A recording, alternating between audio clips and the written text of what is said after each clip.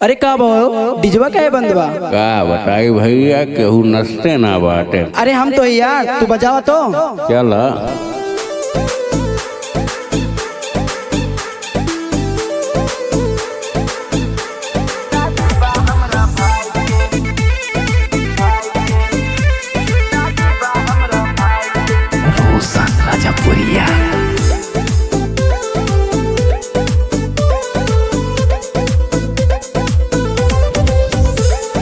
मामी मामा मौसा मौसी साथ में भैया भौजी नाचा, बुआ फूफा चाची साथे में तू आवा चाचा।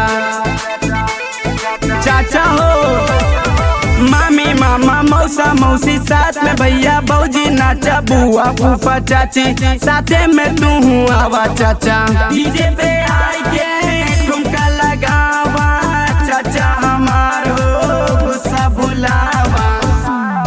ना जा गुस्साई के चाचा हो ना जा गुस्साई के, शादी बा हमरा भाई के, शादी बा हमरा भाई के, सबके होना चाहिए के, सबके होना चाहिए के, शादी बा हमरा भाई के, सबके होना चाहिए के, शादी बा हमरा भाई के।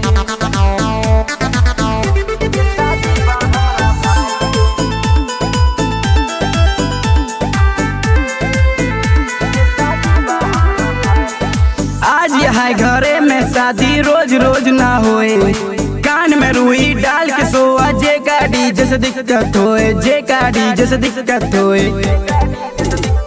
बोला ना अंड बंड ना गाना होई बंद, शादी करत बा हमर भाई काहे ना खुशी मनाई, काहे ना खुशी मनाई, शादी करत बा हमर भाई। पड़ जाई तो का भारी ना बोला तू चिल्लाई के, तू होना चाहिए के, शादी बा हमरा भाई के, सबके होना चाहिए के, शादी बा हमरा भाई के, शादी बा हमरा भाई के, सबके होना चाहिए के।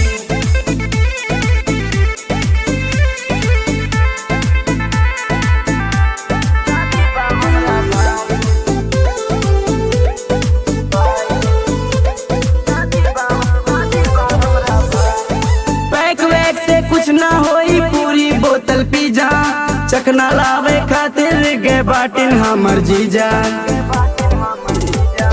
खुशी के दिन बापिया तही ना समझा हमें शराबी, सुंदर बाटे भैया हमर सुंदर बाटी भाभी, सब गुण बा उनके अंदर ना बाटे कौनो खराबी। हाँ हाँ जोर जोर से डीजे बाजे, जोर जोर से नाचाया, बुआ तू तो नेगे के खातिर हो जा तू नाराज, ना बैठा मुहा फुलाई के डीजे पे नाचाया के, शादी बा हमरे भाई के, सबके होना चाहिए के, शादी बा हमरे भाई के, सबके होना चाहिए के, सबके होना चा झूम के, रोशन के गनवा सुन के, रोशन के गनवा सुन के, सबके होना चा झूम के, पूरी रात नाचा जाई है गाना बजाई के, सबके होना चाहिए के, शादी बा हमरे भाई के, सबके होना चाहिए के, शादी बा हमरे भाई के, शादी बा हमरे भाई के, सबके होना चाहिए के।